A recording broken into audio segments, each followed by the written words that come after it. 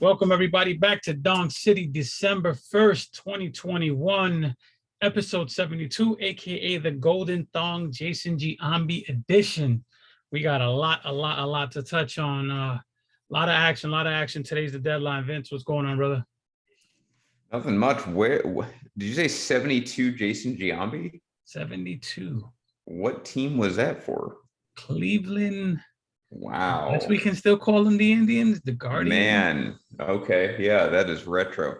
Nothing much going on my end. I have a very subtle shirt today.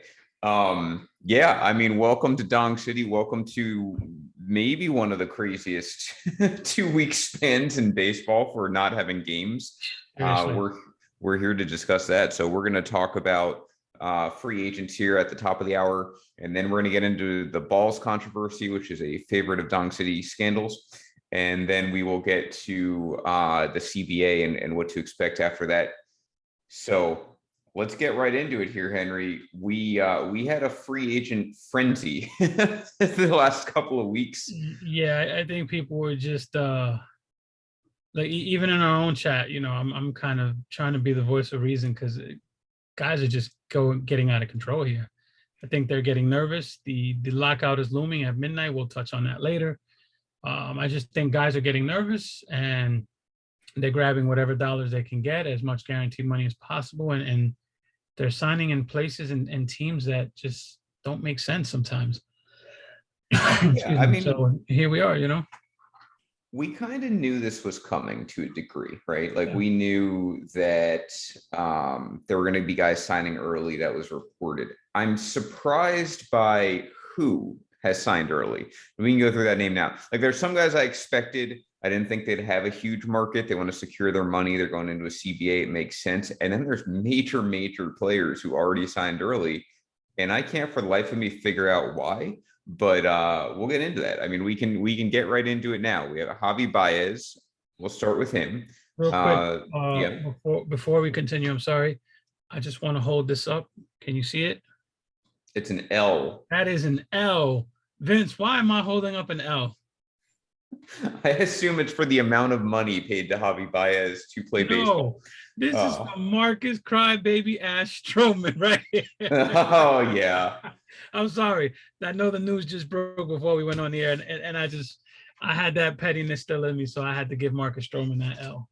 We will definitely get to Stroman in a second here. But so the Tigers making some deals early, and they're one of those like boogie teams that were named before the offseason started as like they're going to spend. Rangers were another one. And, to an extent, that's been true. They have spent.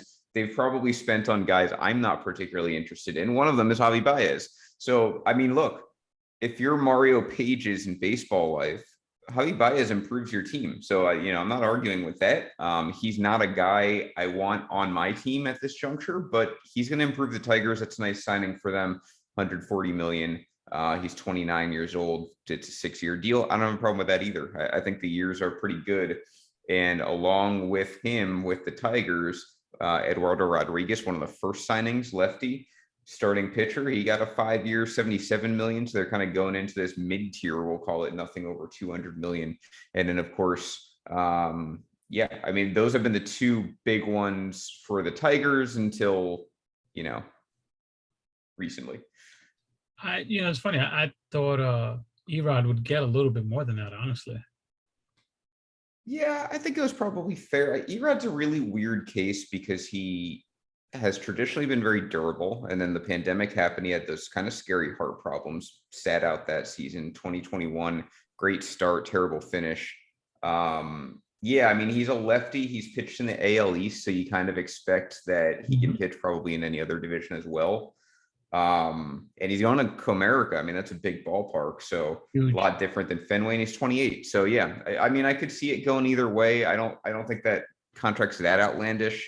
I thought he would get. My point is, I thought he would get more. I thought he. No, I know. I'm saying I don't think it's that out. Like, I don't think he was that underpaid. I probably, gun to my head, would have guessed anywhere from like 65 to 100. Yeah, I had him at 100 minimum. So. Yeah. So anyway, so Baez and Erod, that's a nice start to the offseason for the Tigers. And that is the big thing to keep in mind. Henry and I have had this debate all week. calendar wise, we're very early in the off season, right? We only have 1 month down. And a lot of teams still have a lot of options, trades being one of them. We have not seen a lot of trades yet, at least not a lot of major ones. They have time for that, but the flip side is this has been an extremely busy November, maybe the busiest November ever. So Yeah, the this the week was players nuts. are available don't match the calendar is what I'm saying. And the reason for that we'll get to later on with the lockout coming in about 4 hours. But yeah, so that's what the Tigers have been doing. If you move over to the Giants, the most wins last season, they lost Gausman. They haven't really done anything to replace him yet. Brandon Belt, nothing really to talk about there. They did sign Scalfani. Yeah, For 320, what was it, 3 and 36, so 12 years. 3 and 36. Yeah, he's 31 years old. So again, for me, starting pitcher, 36 years old or less, I'm not really gonna have a problem unless they're like extremely injury prone. We move to one of the big winners so far early in the offseason. That's the New York Mets. Once again, Uncle Steve putting his money where his mouth is. He has had a big start to this offseason. Eduardo Escobar, 2 years, 20 million. Am I reading that right? Yeah, I guess 2 years, so. 20 million. Yep. 2 years, 20 million. Aaron Loop, who actually I think he went to the Angels. Sorry. So you had Eduardo Escobar, and then you also get into Starling Marte. That kind of came out of nowhere to me.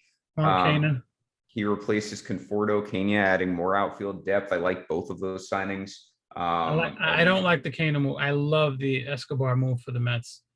That's funny. I feel the opposite. I love the Kenya move. I'm okay with Marte. I'm not crazy about the Escobar move. And then I obviously the cherry on top, Henry, is they get Max Scherzer, 3 years, 130 million. So that is the Trevor Bauer type contract. He actually did try and take credit for it while he's trying to stay out of prison. And you know what? Trevor Bauer, his agent, could kiss my ass. I'm gonna call that the Henry Maldonado Dong City special, because I've been talking about GMs doing that for years now. I've been saying it for the longest. Contracts are getting out of control, 7, 8, 9 year deals. I've been saying for years. I think since this page, since Baseball Life was established in 17, I've been saying you got to go high on the AAV and short on the years, and everyone is happy that way. And that's what people are doing now. Yeah, you've gotten a little freaky with contracts over the years. I think actually the White Sox were one of the first teams I can remember that started to do this sort of outside the box thinking with like bullshit option years and then going high AAV short contracts. It works in some cases. Like for the Mets, it's fine. They're going over the cap for the first time. You're getting Scherzer for 3 years instead of, however many he could have commanded with a smaller AAV. And that's fine. And they seem like they're willing to stay over the cap, depending, I'm sure, on what the CBA brings back. If you're a team like the Yankees across the river, you're probably not going to want high AAV because their payroll is already high. Now, they did just reset the cap, but that's what I'm talking about. If you have a high payroll, you might want to go lower or longer in years, like they did with LeMahieu last year. If you have a lower payroll, you want to go higher because you get these guys off the books faster. So I think the Mets just for lack of a better analogy, hit a home run here. Uncle Stevie said he did what he said he was going to do. He said he was coming here to make noise and shake shit up. We all have the same old Mets jokes. I get it. We have fun with it. But at the end of the day, man, Steve Cohen came in and he gave Frankie Lindor a blank check, gave Max Scherzer a blank check. You pair Scherzer with DeGrom and you find me a better 1-2 punch in the last 10 years on paper. I mean, that's a stupid 1-2 punch. My problem is that the Mets lost 2 pitchers. They replaced one with Scherzer. I'm not a fan of their 3, 4, and 5 starters at all. I love Scherzer and DeGrom. You put them in the playoffs and you can ride those 2 guys for 4 games collectively. I'm just not a fan of Taijuan Walker being your number 3. And I don't know what Carlos Carrasco has left. I'm not a fan of the rest of that rotation. I'm sure they'll address it. But kudos to Steve Cohen, man. He came in and no one had the Mets on Max Scherzer's radar. Everyone had all the West Coast teams. No one, even when we started to hear the whispers, we didn't take it serious. But kudos to them. They got that shit done. And that's a great signing, man. Yeah, I mean, a few points from my side. One is that they are not done, Jacob Anthony Lewis. By the way, welcome to everyone who's joined us. Jacob pointing out they're not done. As it goes for any team, it's sure. December 1st, and this lockout will end eventually, and then dozens of other guys still have to sign. So they can shore up the back of that rotation. I'm not that worried about that now. Look, I look at it from two kind of drastic ways. One is that Mets ownership is doing what you should be doing in a big market. If you want to win a World Series, they are spending, Absolutely. They are prying guys who probably, needed to see the money, like Scherzer. You can't ask from an ownership standpoint for anything more than what Mets ownership is doing. And that to me is the only thing you can't control is your owner. If you have a bad owner like the Pirates do, you're screwed for eternity. There's nothing you can do about it. You have a bad GM, you can fire him. You have a bad manager, you can fire him. But if you have a bad owner, you're screwed. The Mets seem like they have an owner who wants to win. That is 90% of the battle. The other 10% is the pieces he chooses, to have under him to put a team together. Yeah. The other side of the equation for me is that, look, Max Scherzer on paper, just like Jacob deGrom, they're probably the top two pitchers in baseball. Yeah. Playoff stats for Scherzer aside, he's still very good. He's not dominant. I still think I might take Garrett Cole ahead of Scherzer, but you're splitting hairs there. Yeah, they're two of the top five indisputably. Yeah. DeGrom is number one indisputably. Scherzer's probably two or three. No matter how you slice it. My problem is that, and this goes back to what I said about DeGrom at the beginning of this season, they're two very low floor guys in that they may not be there in October. Scherzer was not there this October. He's only a year older. He's got 2,500 innings on that arm. Anytime you get over 2,000 innings, I start to get nervous. He is well towards that. He's almost at a Justin Verlander 3,000 inning amount. That's a lot of innings. DeGrom, as I mentioned, I predicted he was going to get hurt for a while this year. He did. I don't see that reversing once you start having these nicks and crannies that are getting injured and you're in your mid 30s into your late 30s. It doesn't usually get better. So I'm hoping, if I'm a Mets fan, I'm hoping that 2022, the stars can align. And we've seen it a lot in baseball, 2019 Nationals, 2021 Braves. We've seen this recently where the stars align, you get 1 year, you win the World Series. And if that happens, nothing else will matter if you're a Mets fan because you haven't won in my lifetime. You know who I like on the Mets? If you put them on the Mets, you know who I like and I think can do real well sliding behind those two guys. Oh, as a pitcher? Yeah. I like Michael Pineda on that team. Yeah, I mean, he'd kind of be like the Walker of this season. I think if you put Michael Pineda on that team right now, his stuff is still electric, and the two guys in front of you can learn from. I like Michael Pineda on the Mets. I like Joey's idea of Kikuchi, who is a free agent. I can see that. Only because you want like a durable guy behind Scherzer and DeGrom, who can pitch a playoff game. I think he checks the boxes there.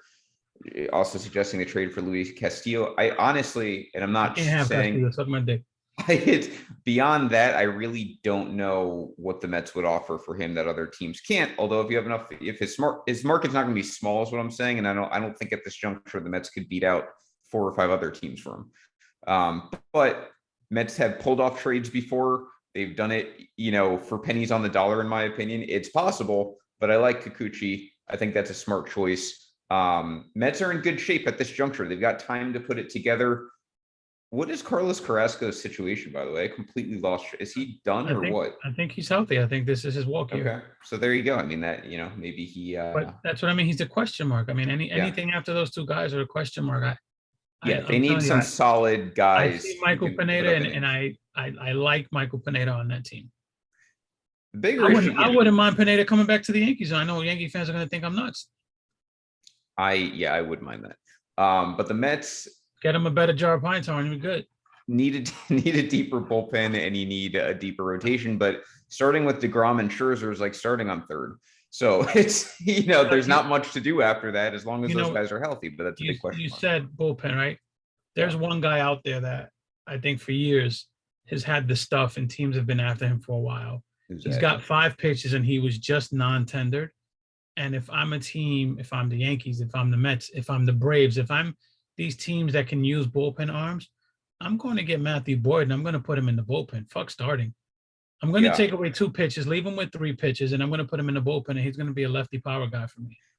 He's a good candidate for that. I almost wonder why it doesn't happen more often in baseball. I'm sure there's stuff going on that I don't know at that level, but I do wonder that, and I think Boyd would be a good candidate to resurrect your career. But yeah, so I mean, Mets are off to a great start. They're doing what they need to do so far. They've obviously got some holes. I'm not ready to crown them anything yet, but I want to see No, how yeah, that they got a offseason lot of plays work out. to do still.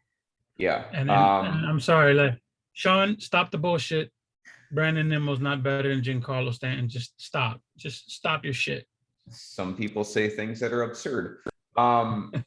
We move to a division rival of the Mets, the Miami Marlins, having a little bit of an off season here. We're not used to this. Avisel Garcia, they signed 4 years, $53 million. I like that deal for them. I think Avisel is a good bat for that type of ballpark. Fills a need, obviously, in the outfield. And I really thought they signed a second player, but maybe not. I think, Jacob Stallings, right? That was a trade.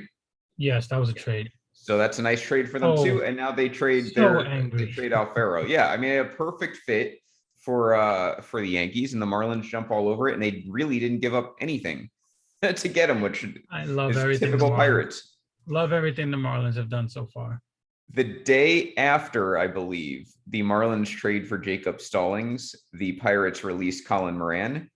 I found a lot of poetic justice in those two moves, because the Pirates suck at making trades. And this I was will another remind example. everyone the Yankees offered a package that included Miguel Andujar, Clint Frazier, and a few others for Garrett Cole. And instead, they took that deal, and everyone is no longer on that team.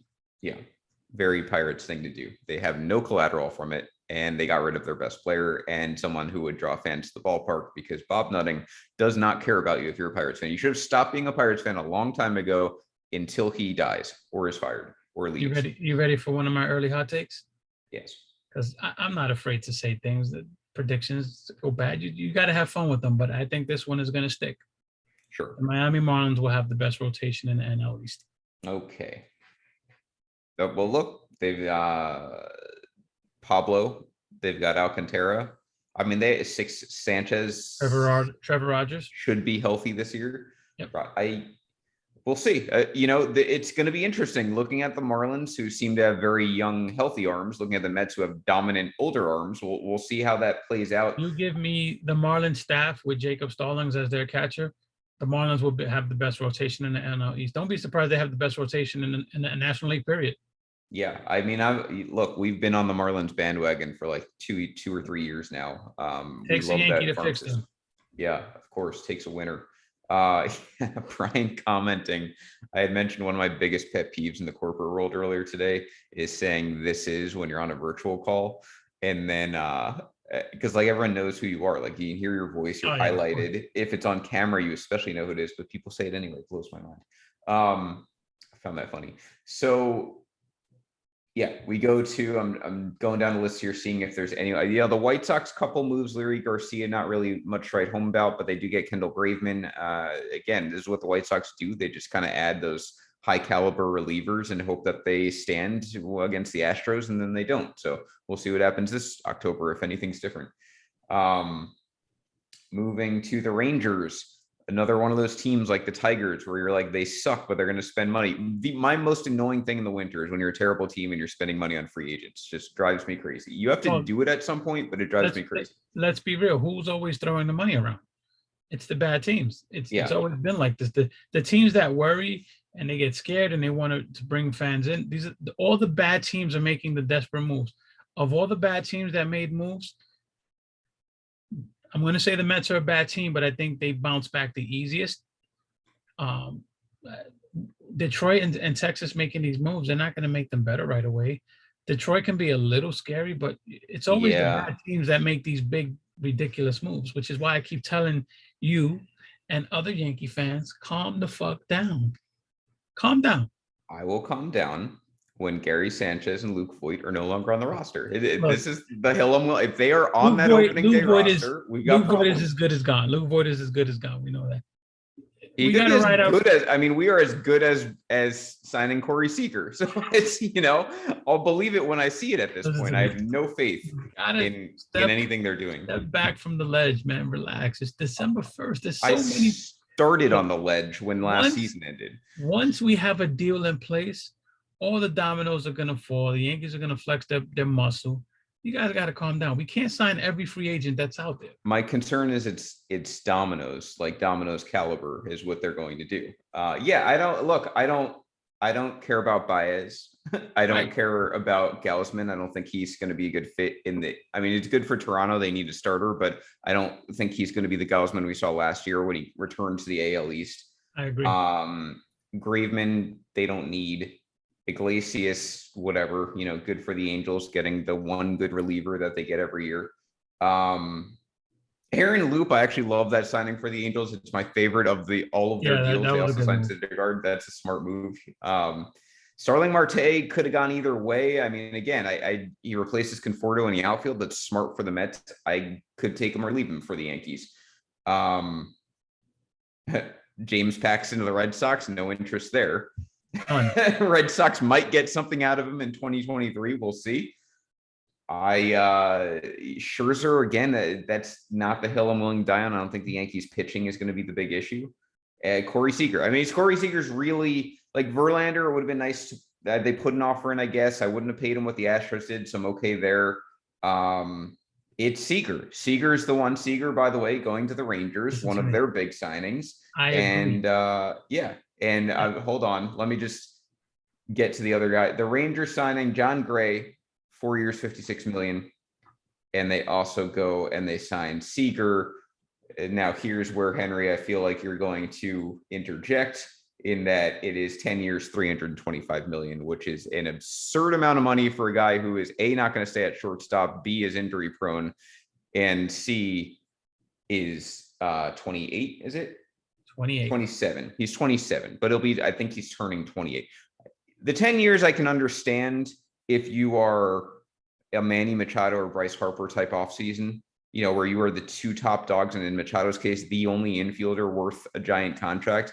You got Carlos Correa here. He hasn't signed yet. It's just crazy to me that Corey Seager signed for $325 million. Corey Seager played 140 or more games twice in his entire career. Yeah. He's a big injury risk. He's have a lot of different injuries. Again, I think only two of them were like muscle injuries. I'm sorry, that's just, he's not a great defender. He's a good defender. You can deal with him. I'm tired of dealing with defense at shortstop. I don't want to deal with defense at shortstop. If Carlos Correa was left-handed, then he'd be the perfect fit, and this wasn't even a question. The Yankees need a left-handed bat. Yankees need a better defensive shortstop. I'm not giving 10 years to a guy that I don't already like on defense. I get it. We can move him to third base. I don't trust his injury history. We already got Stanton you worry about with injury. You already have Judge. You're going to always worry about Judge until the day he retires with injury, and we're going to sign him long-term. Aaron Hicks is always a question with injury. Gary Sanchez is a question. I don't want to add a $300 million player that I have to worry about injuries on this team with a shitty medical staff to boot. Yeah, it's Seager. I agree. Seager would have been a panic move. Sean claiming Garrett Cole was a panic move. Couldn't disagree more. Garrett Cole is absolutely what the franchise needed for the next 5 years. And for the better part of the last 2 years, he has been everything that they've expected. So I don't have a problem with the Garrett Cole signing. It was a lot of money, but that's what the market demanded. When Steven Strasburg signed for $245 million or whatever, then Garrett Cole was going to sign for over 300. So I don't fault the Yankees at all for signing Garrett Cole, and I don't regret it even now. And he was, that's just what a starting pitcher is going to do. Corey Seager is arguably not going to be a starting shortstop. So to sign a corner infielder for $325 million is a little crazy, especially with all of the warts that Henry listed. So I think behind the scenes, Brian Cashman is secretly listening to Dong City. He's probably got an alt account in baseball life. Brian Cashman, listen, brother, let these guys know we're going to go get Freddie Freeman. We're going to get a defensive shortstop. I don't care if he hits 200. Give me a good defensive shortstop. Get me Freddie Freeman, and I'm happy. That's it. I'm happy. You get me Freddie Freeman, all is forgiven. Yeah. Yeah. Now Freddie Freeman's a totally different story. I just responded to Sean in the comments. Yeah. To me, I don't like the Machado contract either.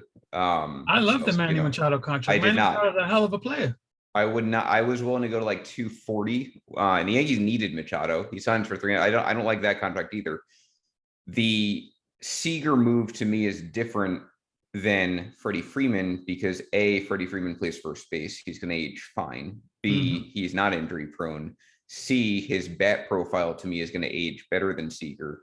And D, he is a perfect fit for the Yankees. Where Seager is a very good fit, but the fact he's going to leave shortstop could leave him with a hole. I know their top 2 prospects are both shortstops. And they have 3 of them all together that, can fill in soon. But Freddie Freeman could be the next Mark Teixeira signing for the Yankees, where he's going to be there. He's going to give you the next 5 years at a elite level. He plays Gold Glove caliber first base, and he's a lefty contact profile bat that you can bat between Judge and Stanton for the next 3 to 4 years at elite level. And Freddie Freeman is the perfect signing for the Yankees, and for that, I would overpay. And Freddie Freeman is the kind of guys that will teach other players. Yeah. Another thing. So I know you and I have mentioned this before. Brian mentioned Jose Iglesias at shortstop. If I'm going to settle for a right-handed shortstop, you and I have spoke about this before. Jose Iglesias, I'm perfectly fine with. Yep. I can perfectly live with Jose. If the Yankees think that their 2 top prospects are gonna hit and come up to the big leagues, I'm perfectly with a Jose Iglesias as a shortstop. Yeah. He's not sexy. He's not. Jose Iglesias is an underrated player. Always has been. Yeah, it's absolutely true. Jose Iglesias, if you look at his stats, and even now, thanks to Baseball Savant, I've looked at his under the hood too. He's really just a rock solid player, and he's the type of guy who never gets a multi-year deal, and he always ends up unemployed at some point every season. It's bizarre to me. The dude went and hit like 390 for the Red Sox last year in a limited sample size. This is a guy who's going to hit at least 266 in modern day baseball. When the average batting average is 240, he's going to give you an above average batting average and Gold Glove defense at shortstop. It's bizarre to me this guy doesn't find work. And it's also bizarre to me the Yankees specifically won't sign him as a stopgap, because I'll tell you this, I'd take him over Andrelton Simmons right now. Yeah, I think Simmons, as much as I love Simmons, you look at that defense, and the defense is starting to kind of plateau and get to the point where you say, okay, maybe I can't live with that defense for the offense you get in exchange. Right. He's still a hell of a defensive player, but there was one point where you take that platinum glove no matter what he's hitting and you don't give a shit. But now, Yeah. Now the Jose Iglesias for the last 1, 2, 3, 4 years have played for 4 teams. I just don't get it. It's totally bizarre to me too. And 5 years when you include 2022. And speaking of bizarre, so the Angels, it's been a weird winter to me. Noah Syndergaard, we talked about, I think last time. I'm not a fan of that move for the Angels. I'm not a fan of that move for Noah Syndergaard, and I wasn't a fan of that move for the Mets either. But now that they signed Scherzer, that's kind of changed a little bit. The Angels also get Iglesias, which I think is very good. And Aaron Loop, which I said I love that deal. And there's Henry's Coquito. So I mean the Angels. I gotta get you to say it with the Spanish accent, man. I think if I drink it, I will. It's not Coquito, it's Coquito. Yeah, Acuna. And then so I mean that's kind of it. I mean the Astros, Justin Verlander, nothing else really besides that to write home about. Those have kind of Hector Neris. I can take him or leave him. But yeah, I mean, those have been kind of the big deals by teams so far. Those are the ones who have gotten out of the gates: Mets, Tigers, Angels, and White Sox, or I'm sorry, Rangers, and Tigers. Just that's been your off season so far. So we'll see where it goes. A major topic that did not have to do with and Marcus Stroman, I also forgot to mention. Where did he sign again, Henry? Chicago. Yeah, great. Have fun on the Cubs, restoring he took the money to pitch at Wrigley in the worst division in baseball. Those good. Cubs aren't gonna look, they can add 5 Marcus Stroman to their rotation. They're still not gonna be good for 3 years. I will that's just Cubs are a mess. It's a terrible. He took that money to die, basically. That's how I see it. So this is the problem when you are a guy like Marcus Stroman. Twitter can be a gift and a curse, man. Twitter and social media, it's that thing where you want to interact with fans, and I get it. But Marcus Stroman's a little bitch. Yeah. Marcus Stroman, and a racist one now too. He is a racist. Yeah. Marcus Stroman likes to poke the bear. He loves to poke the bear, which it's fine. If that's your thing, Trevor Bauer has been doing it for years, right? If that's your thing, and to Trevor Bauer's credit, when he gets it, he takes it. Mm-hmm. Marcus Stroman is not like that. Marcus Stroman's a little bitch. He likes to hit that block button after he responds and doesn't even give you a chance to respond back to him. And the shit he did this week when he liked a comment calling one of the journalists a racist remark that's some scumbag shit. Yeah, that was really scumbag shit. Leon wanting me to mention, yes, Gausman. We had mentioned in the beginning, he went to Toronto. That's a solid rotation forming. I kind of like the Mets. I feel like they need a couple more arms, even though Nate Pearson could emerge. They've got Manoah. Ryu to me is going to be a 3-starter going forward, and then you get Gausman, who I also think is going to be a 3-starter in the AL East. We'll see. Toronto almost made the playoffs last year. They've got a lethal offense. They only lost Semien, so we'll see. I'm going to tell you, like I said, in the public pages and in baseball life, Toronto has a lot of 2s and 3s and maybe a 4. They don't have an ace. They don't have a guy to put in front of that rotation and carry the load. They just don't. They have a lot of guys that can do things, and they have question mark. You slugging a baseball, whichever one of the 2 baseballs MLB is giving you, you slugging a baseball like Toronto slugs a baseball. Give me some pitching, and they don't have an ace. They don't have anyone who's going to start game 1. I don't trust any of those guys to start game 1. Yeah, it's a team. Look, with expanded playoff, which we'll get to in a little bit, it will be there by opening day 2022. Toronto's going to make the playoffs next year, I think, regardless, even with the team as constructed now. But to your point, to get over the hump, you need still a better rotation, I think. Now back to Stroman for a second. Yeah, I mean, here's my thing. And this is the start of the scandals. Marcus Stroman.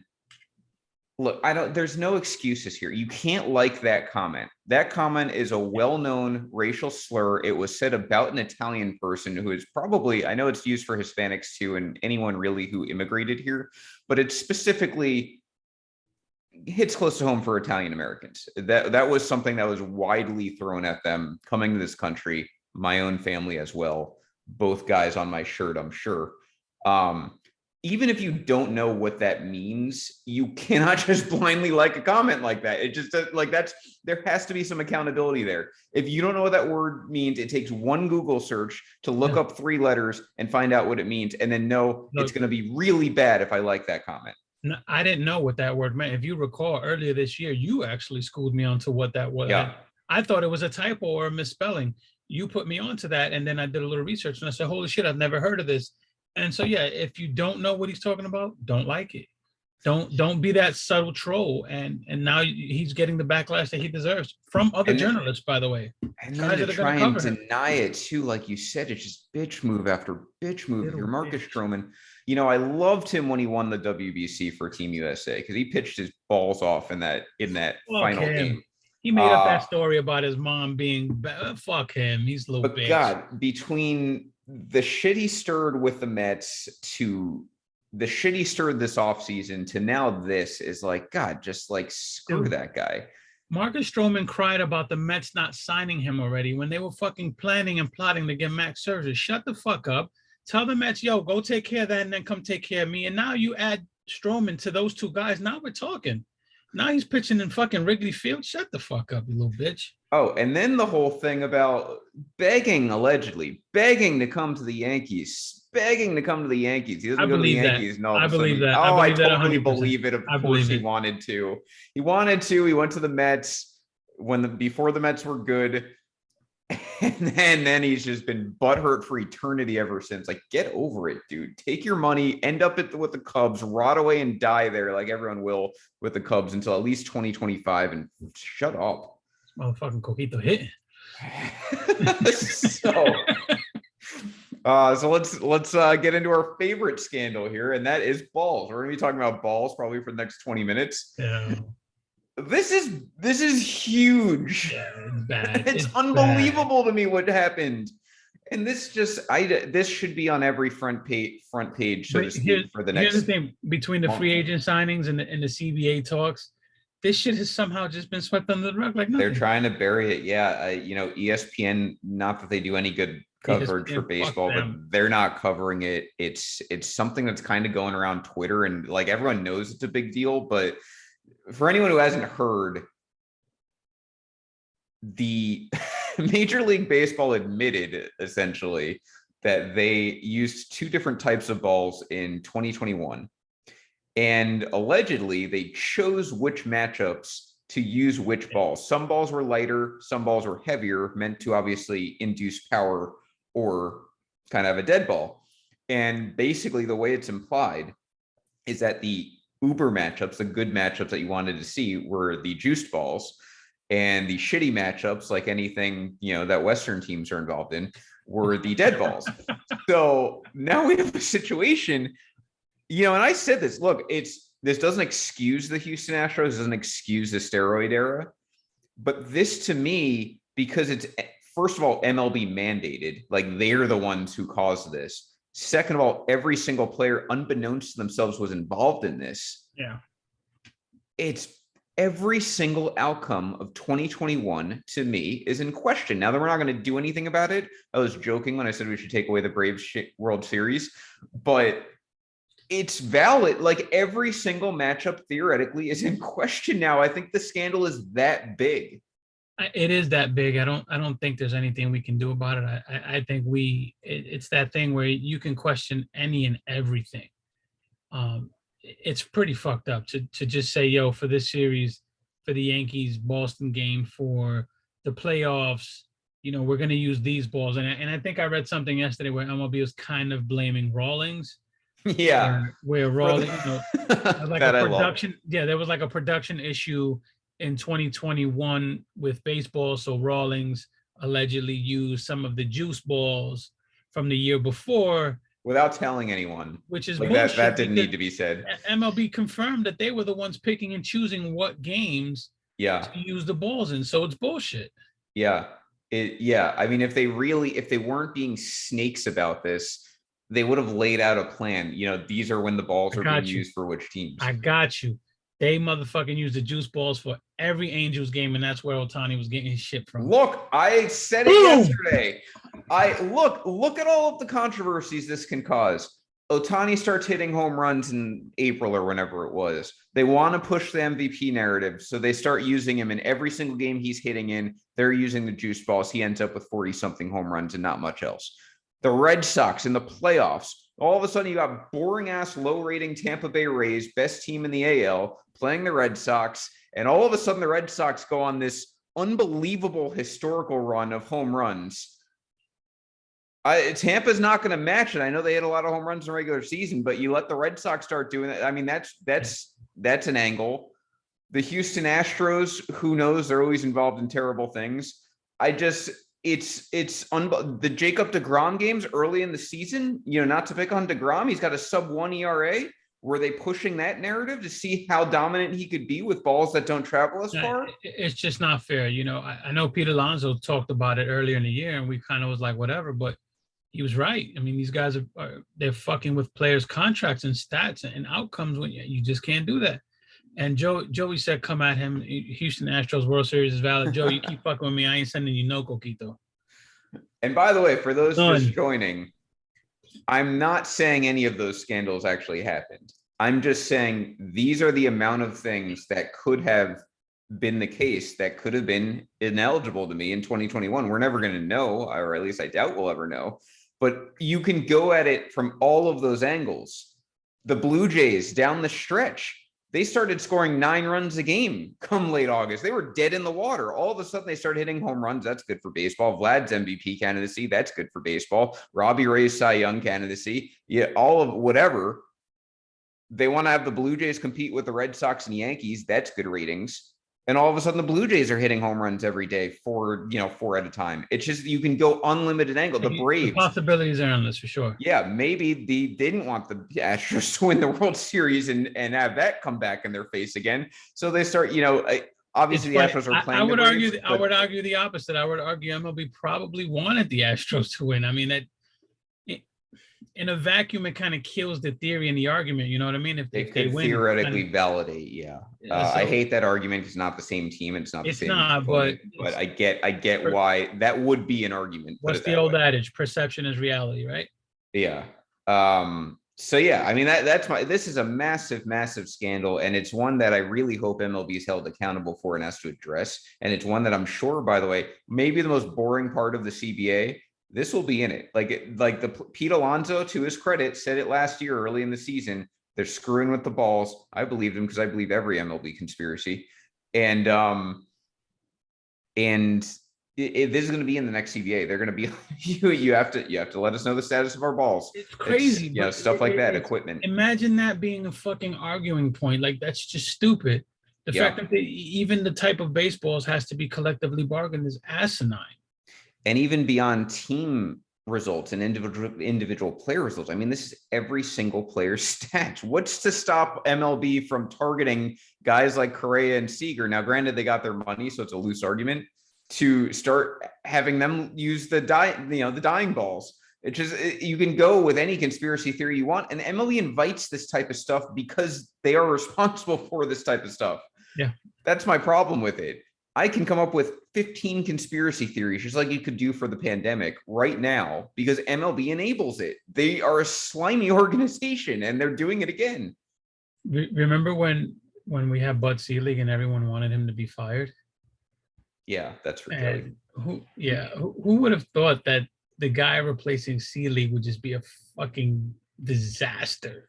Yeah, I miss the days when a tie in the All-Star game was the biggest controversy we had. Now we don't know. And adding a wild card, because remember how when we added the wild card spot, everyone lost their fucking mind and thought that was the worst thing for baseball?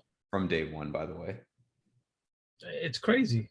Yeah. Now we're talking about adding an additional wild card team. Oh, I have news for you. It's going to be more than one. Yeah, it's it is crazy. This is a bad scandal.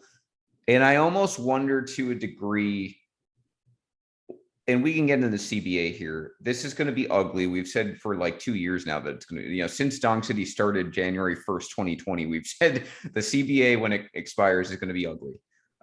If the 2020 negotiations were any indication, these guys don't know how to negotiate with each other. They don't know how to do it on the timeline. I don't know when we're seeing baseball. I don't think we're going to have a 162 game season. I stick by that. I don't think this is resolved by April 1st. We're going to have a shortened season. Period. I mean, I've been saying that for the longest. I'm almost as confident as that as anything else. And I almost think MLB wants that too, because now they can, once they do agree to the CBA, they can trot out the expanded playoff with a shortened season, just like 2020. They can trot out universal DH.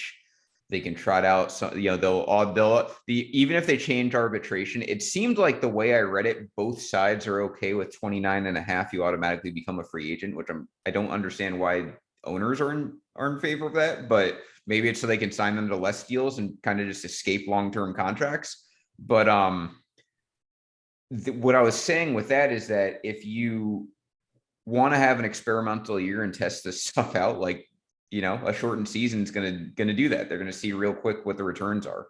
Yeah, Sean has a question. He says, do we think the story was withheld purposely until the close? I don't know, because I don't know the context that the story was leaked. I read something where MLB acknowledged it. I don't know if it was in an interview. I don't know how it got out. I'm glad it got out because it's ridiculous. But I don't know how it came out, and I don't know the context of all that behind it. I'm a little more into that conspiracy for Sean. As I said, I will believe anything because MLB. Let's not get Vince started on his conspiracy theory. It wouldn't surprise me, put it that way. I mean, I obviously can't prove that that's the case, but the timing, we have to admit, is very suspicious. The night before the CBA is due to expire. I got a conspiracy theory for you. Yes. I heard Joey Gallo wins the MVP. It's coming. Yeah, that's next show. It's not a baseball one. It's a pop culture one. Yeah. Kris Jenner orchestrated the Pete Davidson, Kim Kardashian dating scene to get the heat off Travis Scott and Kylie Jenner with the concert tragedy. Travis Scott dating Kylie Jenner? Is that gave her a baby connection? too? Oh, okay. I don't. I hope for 17%.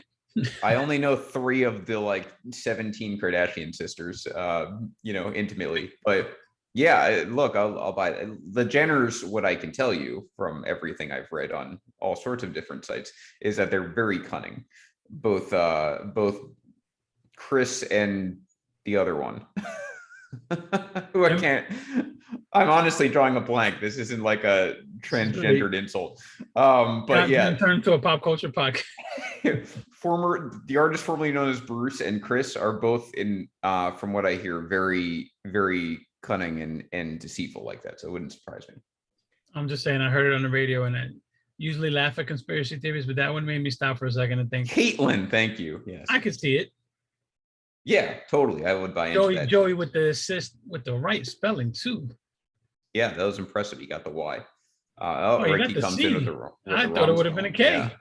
For shame, Ricky, spelling her name wrong, their name wrong. Go there. Don't do it. Rich, you ain't trying to get Dome City Council. Don't do it. Yeah. All right, moving away from that, we go back to the CBA. I don't think that'll be in the CBA. I did read that the owners proposed. I read that they met, no lie, for 7 minutes today, and the meeting ended after the owners proposed a no cost of living increase and a reduction in the pension for the MLB players. Oh, God. So let's talk about this for a second. What a fucking insult. Owners want to not only pay less to guys making nothing in the minors, not only do they not want to fund guys making minimal in the majors, but led by Hal Steinbrenner, who, by the way, has a revenue of $600 million a year. Glad you said that, because that's who's leading the charge. Led by Hal Steinbrenner, they want to lower the luxury tax from 210 million, which it was this year, to 180 million. So they want to lower it by 30 million. No talk, by the way, of a salary floor. No. There was, that only came in effect if there was $100 million salary floor. From the owner's standpoint, yes, or the player's standpoint? Well, okay. that was that. So the original proposal was $100 million salary floor. The owner said we would do that if you lowered the luxury tax to 180. Fine. All right. I'll give them that credit. But at the end of the day, all that means is that the big markets don't have to spend as much, which is what Hal wants to do, as evidenced by this offseason when he has spent nothing. Sean, you're not going to win the battle. You're not going to win the battle of billionaire versus millionaires. The Yankees have signed less free agents than the Marlins right now. It's December 1st, bro. But look at the optics. You have the Yankees doing nothing, and then you have Hal Steinbrenner lobbying to lower luxury tax by 30 million. I don't care about optics. If at the end of the season you're holding a trophy and everything works out, optics can take a back seat to reality. I don't care about optics.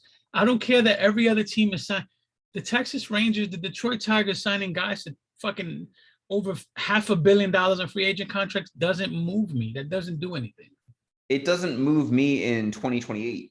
It moves me in 2022 when the Yankees are in a World Series window. And you got Hal Steinbrenner, the owner who makes the most revenue in baseball, saying, I want to lower the luxury tax, which I just reset during a World Series window, by another 30 million, while players ask for 30 million more because they're asking. Billionaires are always going to act like billionaires. I don't care what they look like. I don't care who they root for. Billionaires are billionaires, and at the end of the day, they make their money by being conniving bastards. I will say this: Jerry Jones isn't asking for a lower tax in football. Jerry Jones is a cunt. He is, but he's not asking for that. It's bad optics for Hal Steinbrenner, and it's transparent. And this is what the owners want. You know, Bob Nutting's never going to agree to $100 million floor. Of course not. So that's pie in the sky. I mean, Max Scherzer makes, what was it? The opening day, Max Scherzer makes more money than like 3 of the team. 5? Was it 5? His AAV, I think, is 3, but 5 teams have less than $50 million payroll. So 5 teams would have to more than double their payroll to meet the floor, whereas the teams to get under 200 million, I mean, the Mets just went up to like 265 or something insane. But I think it's probably the Yankees, Dodgers, Mets, and maybe like 2 other teams, or maybe 1 other team. But they don't have to cut their payroll in half They have to cut it by like maybe a But third. So that's the big difference. The fastest way out of this is having a short-term deal and trying to come back at this in another couple of years. That's just the fastest way out of it. Um, Coming right off of a pandemic year, no fans in the stands and limited, TV revenue. I think their best bet is try to get a 1 or 2 year collectively bargain deal and try this again in a few years when revenues are topping 13, 14, 15 billion dollars. Yeah, well, let's focus on what they have in common. Both sides want an expanded playoff. That's definitely going to happen. Absolutely. The only question is going to be 12, 14, or 16 teams. Someone's asking for 12, someone's asking for 14. I've seen rumors for 16. Personally, I would actually like 14. I think 14 is a sweet spot. Yeah. My whole thing is, especially because you're probably going to go to 32 teams eventually, I like it being less than half. I do think 10 out of 30 is a little too exclusive. So 14 out of 30 is fine with me. I know the NFL does, well, now they do 14 out of 32. 14. So I think ultimately everyone's should be at 14, 32. NBA and NHL have 16. I think it's too many. So I would be fine with 14. I would say you keep your divisions. Obviously, division winners are an auto bid. Then there's the top 4 records after that. And then after the first round, I would reseed. That's how I would do it. And 3-game wild card. 3-game wild card, yes. 7-game ALDS, 7-game ALCS. That's 3-7-7-7 I would do. And I would say that 3-game wild card, I think the only thing out of 2020 that I loved was that play in best of 3 where it was all on the road. The top seed wild card. All 3 games all in one stadium, no travel and no off days. Yeah. I agree. So that to me would be perfect. I don't know why anyone would have a problem with that for an expanded playoff. I don't think it saturates anything. I think it's just catching up to the rest of the sports. And I love the back-to-back because it doesn't, you get penalized for making the wild card. If the Braves showed you anything, is A, making the playoff matters, B, winning your division matters still.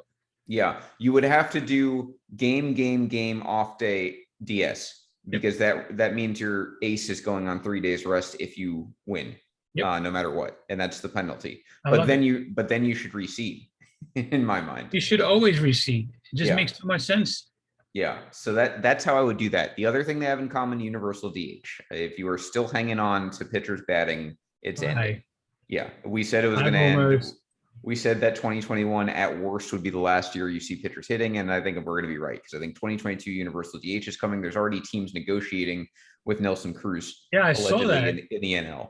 So listen to me, they're either really, really confident or they're really ballsy, and I'm going to go with they're just confident because to invest that kind of money and then you don't get it, he's unplayable, so he has to be a DH. So they're confident, and it's mutual. I mean, those two things are mutual. Those are the starting points. Hopefully they're going to use it as leverage chips, but they both want that. If I'm the players, I'm saying you want us to play more games for the same money. The offset to that is shorten the season. Bring it back to 145, 146 games. Yeah. Start the playoffs. And I don't even know, like, I would like that as a fan. I would rather have 144, 145 game season. The season is too long. The Yankees last year were a great example. We were miserable for like 4 months of that season. It was so mediocre, and they made the playoffs anyway. Like the season is so unbelievably long. Yeah. And if you cut the season, the expanded playoff won't compensate for 16 regular season games. You can add something like World Baseball Classic every year, or you can make the All-Star break a week long. Don't do it. Don't tease me. Those are things that would help the brand, in my mind. But in addition, tease me with the World Baseball Classic. It should, in my mind, World Baseball Classic should be every other year because I think a team should celebrate being a champion for more than a year, and the All-Star break should be an entire week off. And there should be more things added into the All-Star break, not just a celebrity challenge, home run derby, and All-Star. If you're not going to give Puerto Rico a team, at least give Puerto Rico the World Series, the World Baseball Classic Finals every time. Fine. I think that's a good idea. That stuff is a no-brainer to me. And by the way, the expanded playoff brings you way more revenue. We found that out in 2020. It's like billions of dollars or whatever that it brings you. So it's making more money. and it's playing more games. I mean, that is stuff that should be sexy to the owners. Now, the universal DH creates more jobs for players, so that should be sexy to the players. And it seems like they're both in agreement on free agency starting at 30 or 29 and a half. I still don't necessarily agree with the age component of that. I still think it should be time. Well, where it might come in handy is that they are way differed. Well, owners don't want to change anything about the ARB system right now. And why would they? Because they can manipulate things and it's been working great for them. By the way, I'm sorry.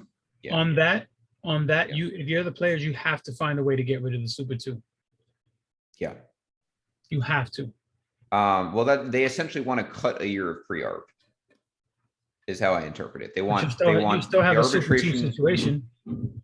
Well, the Super 2 benefits the player, right? Because those are players who get that extra year of eligibility, not the ones who get screwed like Chris Bryant. Correct. Yeah. It can kill them. So yeah, they basically want a 5-year arbitration period and only 2 years of pre-ARB. So they want to cut a year of pre-ARB. I get why the players would do it. You want to get free agency earlier in the player's potential prime. I get it. I don't understand why the player would want that. Would want what? I'm sorry, the owners would want 29 and a half. I don't either. That's the one thing and maybe I read it wrong, but I am pretty sure it said both sides were amicable to that. The only thing I can think of is maybe it is a way to build the first building block towards non-guaranteed contracts. Because if you sign a guy at 24 for a 10-year deal, and it's essentially you have to amicably agree at 29 and a half to continue. Like maybe that's the way they're interpreting it is. We can get out of any contract. Don't open that window, bro.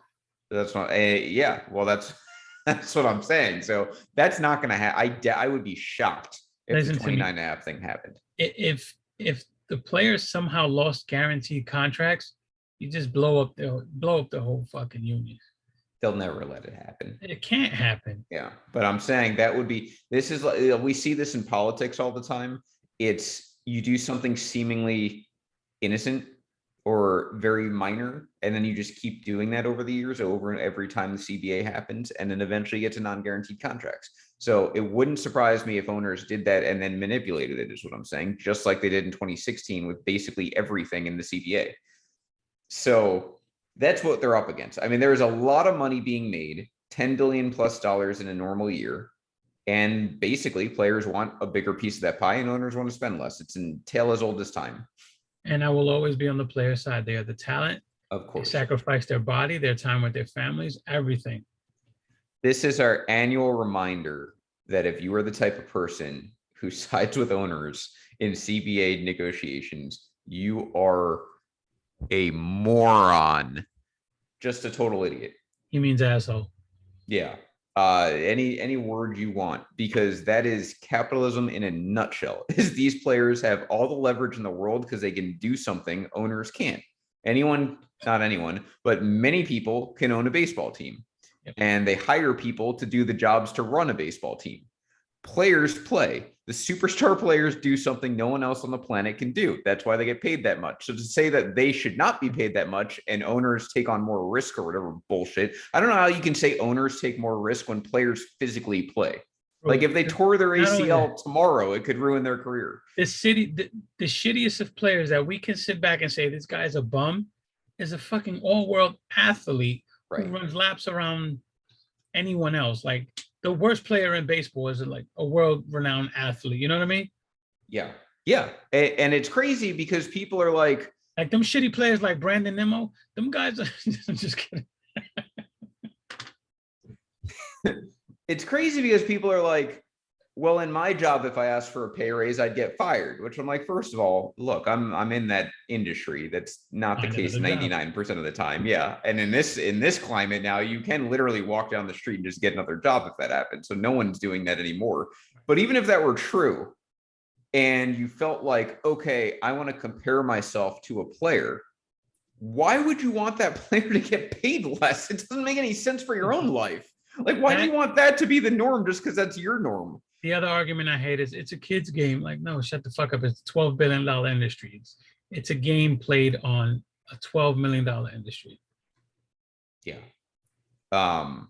And yeah, I mean, Sean, it's a fair point. Yes, a lot of this is negotiating. I'm not going to side with every single thing the players ask for, but overall, players should make more money. They should get a bigger piece of the pie, and owners should be spending more because they're generating way, way more revenue than any individual player is. And they need to have a floor to make things competitive. It's crazy because you have guys like us, and you just sit back and you say, yo, revenue should be split 50-50.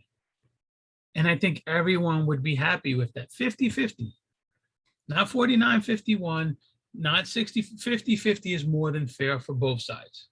The more money you invest on your team, the more money they make, the more money you make. It's just that simple. This is a problem across the entire country. Is we went from the good old days of the 1950s and even the good old days of the 1990s where where CEOs made, I don't know, 10 times the amount of their average employee. And they were millionaires and they could afford whatever they wanted. And they paid their employees and their employees were loyal and they had job stability and lasted 30 years in that factory. Well, now CEOs make 1,000 times what an employee makes because in the last 30 years, wages have become stagnant and there's a bigger divide. And now they have yachts and now they have all sorts of different houses and now they're going to pedophile islands and they're doing all sorts of stuff that they weren't doing before. And now we have that problem in baseball too, is the owners want to pocket more and more money. Bob Nutting doesn't want to spend a dime ever. Jason Kendall, 6 years, $60 million in the 1990s is the largest contract in Pirates history. You can't tell me. Yes. $60 million still largest free agent contract in Pirates history. And you can't tell me Bob Nutting is keeping that team and it's worth less than what he bought it for. Right. It's worth probably 1,000 times what he bought it for. Owners have to force guys to sell teams if they're not in it for winning. Like they have teams that are just in there, just, yo, let's have fun. Let's just make a shitload of money. Fuck the fans, fuck the players, fuck everything. We get these TV contracts, we get these concessions, we get sales at the parking, and they shift it to us. Who's the middle? You know how much me and Hardy for 20 games, only 20 games, we pay $8,500. Holy shit. For 20 games. That comes out to about $200 and something a game. Right now, we do have good seats, but we pay $8,500 a game. You know what that gets us? The opportunity to get playoff tickets, one game per series. Right? One game per series. It's all you need in Yankee land these days. And when you buy the playoff tickets, you have to put a deposit on the next season's tickets in order to have accessibility. Wow. So I'm sorry, when I sit here and yeah, House Steinbrenner, spend some fucking money. I tell you guys to relax, but it's gonna happen. They're gonna spend money. They have to spend money because you have guys like me, guys spending a hell of a lot more money, and the product is not matching our expectations. The prices are going up, concessions are going up, everything's going up. The product on the field is not. And I'm sorry for my argument like 3 months ago with Mehul in baseball life, but this is how you get through to owners. It's the only way to get through to owners is touching their wallet. Any billionaire can tell you that. So yeah, if Hal Steinbrenner doesn't spend, and he's a great example, obviously it's a big market and he's not spending money. If he doesn't spend money this offseason, you have a team that's gotten worse 3 years in a row. You have a team that didn't listen to most of the fans and rehired their idiot manager. You have a team that has made no improvements to a team that was boring last year. I mean, they were boring. There's no other way to describe it. If you go into 2022 defiant with your middle fingers up to the fans need to stop going. And if the fans stop going, that becomes embarrassing. You lose revenue. And that's when owners are forced to do something. Now, in Bob Nutting's case, he didn't really need to. He's on welfare from other owners. But in the Yankees case, they would have to. Check this out. I have a friend who had a pizza spot in Yankee Stadium inside the Mohegan Sun Bar. Awesome. Do you know what the Yankees charge? And I'm sure the other teams do it. You know what the Yankees charge for licensing? A licensing fee for vendors to be in the stadium. They pay the Yankees $100,000. I was going to guess that. A license fee. Yeah. To be able to sell their shit in Yankee Stadium. There's money being made left and right. I can take my phone from my seats and I can order food that's delivered to me. Yeah. Subsequently, I can actually go on Uber Eats. Yankee Stadium is on Uber Eats. Think about that. How fucking lazy do you have to be as a human Yankee Stadium is on Uber Eats. There's different sections on Uber Eats. You can order your food ahead of time, and then there's an Uber Eats line to pick it up. Yeah. These teams are making money hand over fist with corporate sponsorships, with corporate branding all over the fucking place. I'm sorry, you got to put the product back on the field. You have to. Of course. And Sean, they will stop going. I mean, Yankee Stadium's never going to be barren. But I disagree. I've always disagreed with that. Fans won't stop going because when your baseball team is exciting, when your team is good, when they're doing crazy shit, hitting walk off, when your baseball team is exciting, you want to be a part of that. Yeah. When you're home watching the game and shit's going on, you want to be there. When you hear those fans, when they're chanting, when they're doing crazy shit, you want to be a part of that. I agree with Sean. I think fans will never stop going. Yeah, they will, because if the team sucks, you're not getting that. But here's the perfect example. 2018, Yankees averaged 43,000 a year. 2021, it's 24. Now, some of that is pandemic related. A lot of it is not all of it. Related. It's 17,000 fans a game, the difference. So, I mean, it's hard to compare this year. So at the beginning of this year, if you weren't vaccinated, you had to be vaccinated to go in the Yankee Stadium. And if you weren't, you had to show proof of a test, a negative test. People don't want to go through that. So attendance this year is kind of skewed. We really can't look at anything after 2019, at least until, people are allowed in. 2013 had Derek Jeter still and Mariano Rivera for a very bad team, and it still drew 3,000 less than 2018. You can't tell me there's not a difference in a team being good and a team being bad and attendance. You just can't tell me that. I think the Yankees are a different monster, but I don't think fans will ever stop going to baseball games as long as the team is competitive. They don't have to be really good. They just have to be competitive. When Tino Martinez a few years ago, I wish it was a few years ago, a couple of years ago when he was, I don't remember the stretch. He had like 4 or 5 games. He hit a home run every game. I was there for a couple of them. I was trying to get tickets every fucking day to Yankee Stadium to possibly get a home run. Yeah. When I see teams are coming into town, whenever the Angels come in town, I always make it a point to see Trout. No matter what, I go to Yankee Stadium to see Trout. Yeah, I'm not saying no one would show up to a game. I'm saying less people will show up to a game, and that is how it's here. 2009 Yankees last World Series, same stadium, 5,000 more fans a game than 2018 when they were, than 2013, 4 years later. There's a difference there. All right. So, for a living, I'm in real estate, right? Yeah. And finance. And all right. At one point, we were looking to put a hotel on 125th Street in Harlem. It would have been a Marriott. We got into the business and we realized everything operates with a 70 to 75% capacity expectation. That's it. I'm sure baseball does the same thing. I'm sure those industries, everything is averaged on a 70, 75% capacity. If you meet those numbers annually, you're gold. Anything after that is just more revenue. Right. They're not operating under the premise of I want to sell out 100% of the games. It's not going to happen. It's shitty parks like Fenway with stupid seats that they sell you on nostalgia and historic when it's a shitty park. Those guys sell out every day because there's only like 20,000 seats available. Yeah, they have like 37,000, I think. Let me sit on the monster. It's fucking stupid. It's a shitty park. But they sell you history. 70% capacity is all they need to meet all their benchmarks. Sure, but it's still more revenue. Those seats still exist. They're still making more money. It's like when you eat KFC and it comes with the gravy. Instead of eating the chicken, you dump it in the gravy. That's just extra shit. It's still good, but that's just the extra shit. Look, I think if you asked a billionaire, hey, do you want 5,000 times 81 games for tickets, extra revenue, he'd probably say yes. So course, if you're billionaires are greedy fucks. Yeah. Now, if you want to do that over the course of years and add that up and say, by the way, to make this all go away, you just have to sign one guy to $100 million contract. He's but probably going to do that. Same billionaire knows he's going to hit all his benchmarks with just 70% capacity. Yeah, but I mean, that's also not the only way you can make it felt. Sean just mentioned TV revenue. That TV contract, go look at what happened with hockey with TV contracts. If people stop showing up to games and having less interest overall, and I'm not saying it's going to happen for baseball, it would take an effort of the entire sport, not just the Yankees, but Yeah, if you lose interest, if you lose demand in a supply and demand economy, then those TV contracts become less money. And then you're talking billions of dollars. So the path exists. I'm not saying it's easy. I'm not even saying it's going to happen. But the only way to get through an owner is to be indifferent. It's not to show up to games anyway. It's not to show your blind loyalty to a fan base and start buying their shit every year. Of course not. It's to be indifferent. That's the only way that you can get through to an owner, especially one on a high stage with a spotlight under them, like the New York market. Bro, That's look, it.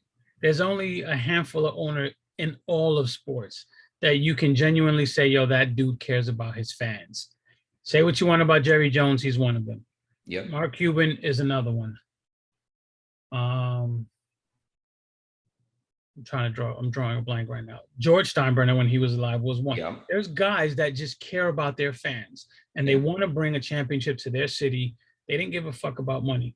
All the other owners, they're not like that. It's all about money. Yeah. And I guarantee the business, money and technology. So anyone who's a Yankee fan this year, in addition to having the Yes Network, their own network, now they have an app, a Yes app, which is phenomenal. So they have this app. You can get it on your smartphone. You can get it on your tablet. You can get it on your computer. You watch the game anywhere you want. Players need to make sure they get a portion of that revenue. Yeah. Because that innovative technology is amazing.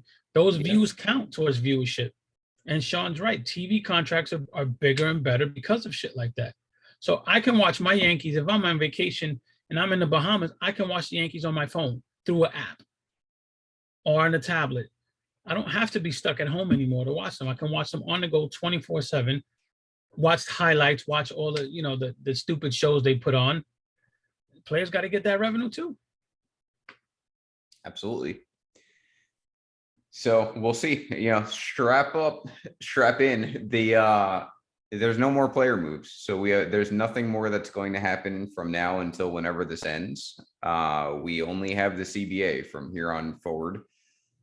Maybe a couple of weeks from now, we'll kind of have to see how this goes now and see what other scandals can come about and make things interesting. Yeah. Where do you think Story and Correa go? Because those are probably the two biggest fish left, right? Like the biggest of the big. Freddie Freeman's up there, but I think Correa and Story are probably the biggest guys. I think that I'll make a few predictions. One is Matt Olson definitely gets traded. Of course. Two is that I still think Freddie Freeman returns to the Braves, but if he doesn't, it will be the Dodgers. I have zero confidence that it'll go to the Yankees, even though it's a perfect fit. To answer your question, see, Correa is interesting because we really don't know where his priorities lie. But I would probably, and Baez is now on the Tigers. Well, yes, we really don't know who's going to pay for his priorities. I guess a better way to phrase it. Who is the other player he's named? Story, the two shortstops. Trevor Story. I think that the Phillies are an intriguing option to me, maybe for a Trevor Story type. The Rangers have taken themselves out. I think the Dodgers are probably out on the shortstop market. I think the Tigers have taken themselves out. I feel like you have a juicy, I think the Mets aren't done, but I feel like it's going to be Chris Bryant. That's kind of my gut feeling. Who do you think? Because I know you're dying to tell me. I don't know. I think Correa may have shot himself in the foot because he's in a market where there were so many options. The two biggest teams with big pockets and a need are the Rangers and the Tigers, and now you take them off the board. Yeah. So if you're Correa's people, do you tell him plan B is to get more AAV for less years and try to make up the money there? Now, does that become more attractive to a team like the Mets? I predicted Correa to the Mets for about 3 years now as a third baseman. And in that time span, he's somehow become a better defensive shortstop. Yeah. We're getting some interesting comments on this. Sean thinks Bryant to the Mariners. I don't agree with that. Castellanos. I like Bryant to the Mariners to replace Seager. Yeah, KB to the Mets, what I would say, we saw some Correa to Boston. I don't think so. I don't think that's the way Keim operates. And plus, you then have to talk me into trading Xander Bogaerts.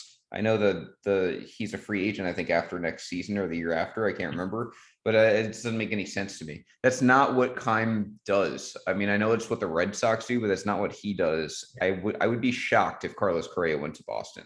Yeah, I don't see that. I see Boston going all in on a first baseman, whether it's Rizzo, Schwarber, or Freeman.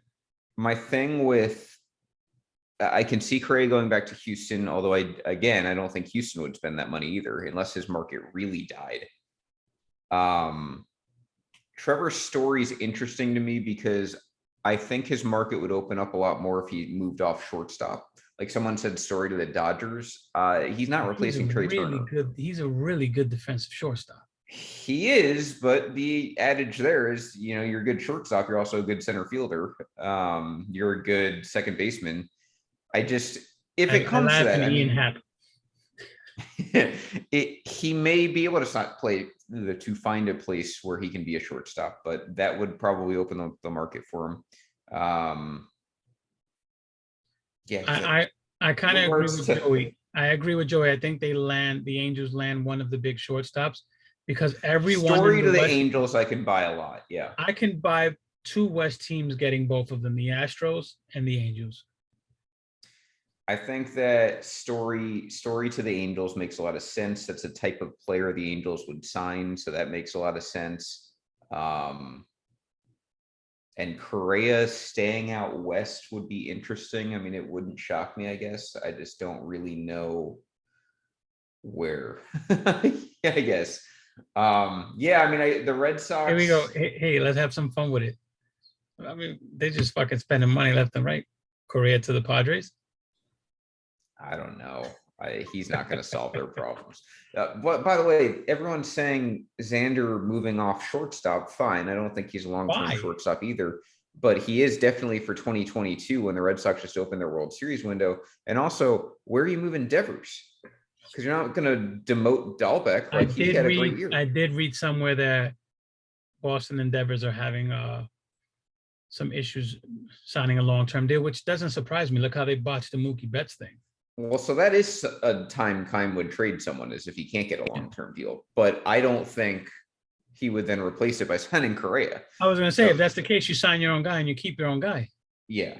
So I don't buy that. I don't buy it for a second. Bobby Dahlbeck's at first, or he can be at first. I guess he could also be at second. I like Rafi at third base. I don't think he's an issue at third base.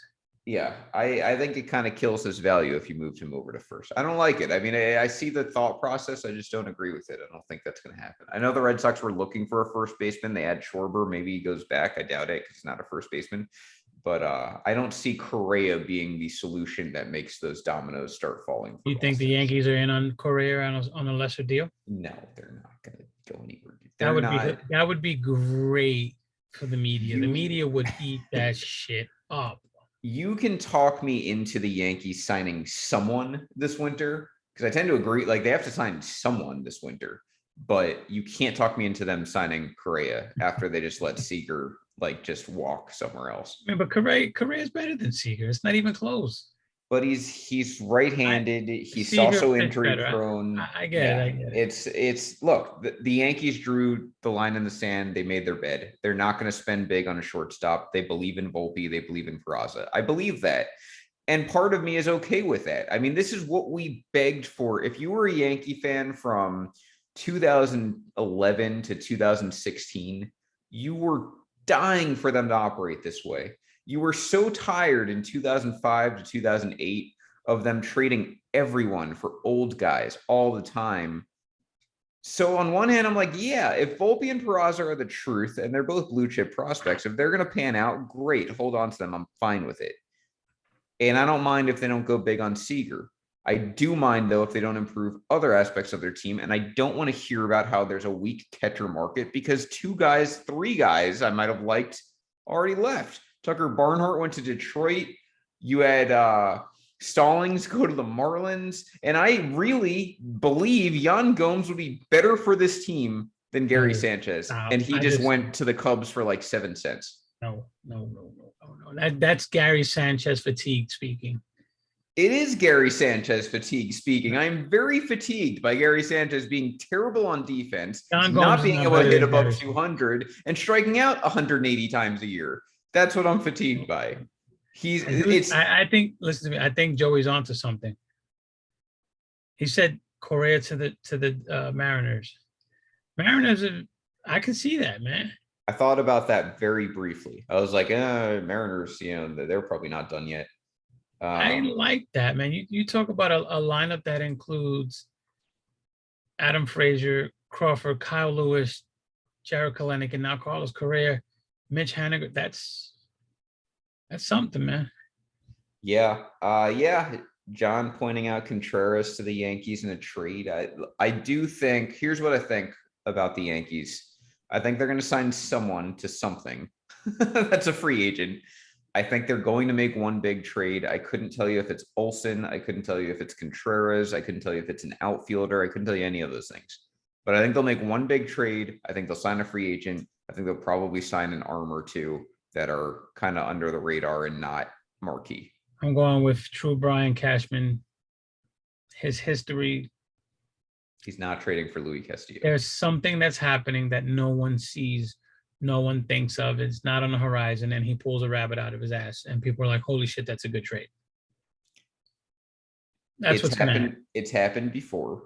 It's something that he is capable of, but it's a deal that's not on the radar. That's my prediction for them. All of their emergency nets just left. Like all of those safety nets are gone. There's so many options out there. They don't have an option for catcher unless it's via trade, so they lose. Gary Sanchez on the team for another year is fine. He's not going to kill them. There's no the two obvious upgrades. One, we're both traded, and that was Barnhart. Yeah, that was a problem. Barnhart and Stallings were both traded, both below value. So that does piss me off. Yeah, but no, they're sticking with Gary. I believe that. There's no one I'm going to go out there and say, like, this is my guy over Gary Sanchez. Look, we are, as Yankee fans, we are believing Gleyber Torres because he hit over 300 from August to September because he moved back to second, is going to be that guy again with unjuiced balls, which, by the way, is 2 great years worth of juiced balls. We think he's going to turn it around at second. And then we think, and I believe this, Aaron Judge is almost league average in a strikeout rate. He's improved that much, but we're believing he's going to stay healthy, and we're believing he's going to do that again. And then we have Giancarlo Stanton, and then we have Joey Gallo for a few full season, and then we have Gary Sanchez, and right now we have Gio Urshela and his jello legs at third base. So it is the same problem I had with last year's team. It's too many risks. They have not signed a single safety net that could have helped any of this. And no, it's Joey Gallo. I think I agree with you. He's going to have a rebound year. He's not going to strike out. He's going to have a monster season. He's going to get paid. Still going to strike out almost 200 times. That's my problem. Is you've got too many guys who are going to strike out over 150 times. That's my problem. Is Gallo, Sanchez, Stanton, Judge are 4 guys who might strike out a lot. And that's too many. That's not what World Series teams are built on. The Braves didn't have that. The Astros don't have that. The Red Sox don't have that. It's unbalanced, and I hate it. They'll be fine. We'll see. I don't know where those answers are coming from, but I do think that there will be a trade in one free agent. I just don't think it'll be enough, as has been the case the last 5 years. Joey Gallo's going to be fine. Joey Gallo, put it like this, I said it before, at the end of the year next year, Joey Gallo is going to have Yankee fans split between guys that want to extend him and guys that don't want to extend him. If you get me Joey Gallo hitting 6th and you get me a middle of the order left-handed hitter to split Judge and Stanton, what that would do is it would have DJ leading off. You can have whatever batting second. It could be Hicks. It could be Torres. It could be whoever. I don't care. You have Judge third. You have this mystery man batting cleanup left-handed 4th, Freddie Freeman. You have Giancarlo Stanton 5th, and you have Gallo 6th. Then I am okay with Gallo, especially if Gary Sanchez is not batting 7th. Insert Freddie Freeman as mystery man. Mystery man Freddie Freeman would solve a lot of problems for me this winter. But until that happens, and it won't, I have a lot of issues with how they're going about this. They'll be fine. We'll see. Step away from the ledge, brother. Step away from the ledge. Oh, I am straddling the ledge right now. It's Coquito snapping. Send me some Coquito. I might move a little bit away from the ledge, but it's Say certainly it right, nothing. goddammit. Say it right. Say it right. Yeah. So anyway, we'll be back at a date. We'll advertise as we do. But yeah, I mean, I guess Henry, just have to sort of see how the CBA talk and scandals and anything else plays out. We'll see if we have some news. We will not be back next week, but maybe the week after. We have a question about Castellanos. I don't know where he's going, but not the Yankees. Outfielders, there's so many outfielders. I mean, I think I'd rather have Conforto than Castellanos. By the way, I would also like Conforto. I know he's not a lefty, but that's the type of batting profile I would have no problem with platooning with Aaron Hicks. Castellanos is just not a good defender. I mean, that's what kills him. Yeah. Can he go back to third? I don't know how his defensive metrics are there. No. I'm looking at the outfield, Delano DeShields, Corey Dickerson, Jared Dyson, Adam. I thought Adam Eaton signed somewhere. Oh, Conforto's a lefty. What am I talking about? Yeah, go sign him right now. Brett Gardner's out there. Yeah, I swear to God, if you bring back Brett Gardner over Michael Conforto, I'm going to lose my mind. Like, there's no reason Conforto can't fit into that outfield and give it at least, he might have his own problems, but at least it gives Hicks, there's a plan B there. I love Castellanos' bat. I don't like him on defense. So you put me on a team where he can DH and play the field maybe once or twice a week, and you can sell me on that better. But if that's your starting outfielder somewhere, you get a lot on offense, but there's a lot of bad on defense. Like in a vacuum, I'd love him. Well, I wouldn't love him. He would replace Nelson Cruz in Tampa, but they're obviously not going to spend that money. It's a great fit, I think, team-wise, but there's so many. You have guys. You have Jorge Soler out there, Eddie Rosario, Kevin Pillar's out there, Jock Peterson. There's so many outfield. Andrew McCutcheon. Jock, Conforto, Rosario. Bring me any of them. Any of them are fine. I'll take any of the three. It's an improvement. And then get Voit off. This is what I'm telling you, that there's so many options out there. I'm not worried about it. This Castellanos thing is really pissing me off. So I'm like trying to think of where he would be a perfect fit, and I don't. There's not a lot of great options. The market is saturated with outfielders. It doesn't matter. These guys, they're just names. You could fucking take 5 or 10 of these guys, and they're the same person. I think so. Sean's asking if Soler is under control. I don't think he is. Soler's a free agent. All those Braves guys were in walk years. Yeah. Yeah. Phillies I can see only because I feel like they don't care about defense whatsoever, and they all have a DH spot open, so that's not a bad choice. Yeah, there's too many options in the outfield. I just think teams can be picky there. There's just so many guys there. Yeah. So anyway, all right, that'll do it for us here on Dong City. It was enjoyable to talk players with you guys because we probably won't be able to until like late March. So yeah, this has been Dong City. We will be back. Put your orders in. Put your orders in. Very, very good. I can vouch. Yeah, that in a stream down a little less than half. That and a Stream Smart I'm looking for in my Christmas stocking, just saying. Stream Masters right here, baby. Yeah.